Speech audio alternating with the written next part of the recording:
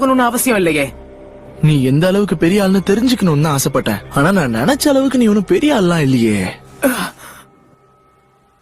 இப்போ நீ என்ன சொன்ன?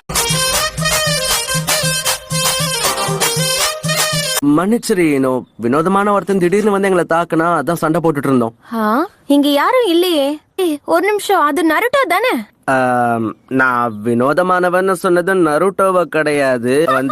அது அதான் இருமா. இவகிட்ட பேசி பிரயோஜனமே இல்ல சோஜி. பொண்ணுங்க எப்ப நம்ம பேசுறத முழுசா கேட்டிருக்காங்க.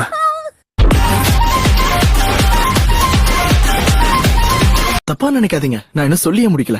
எனக்கு இங்க இருக்க எல்லாரையுமே பிடிக்கும், உன்ன மாதிரி கேவலமா இருந்தா கூட. இப்ப நீ என்ன சொன்ன?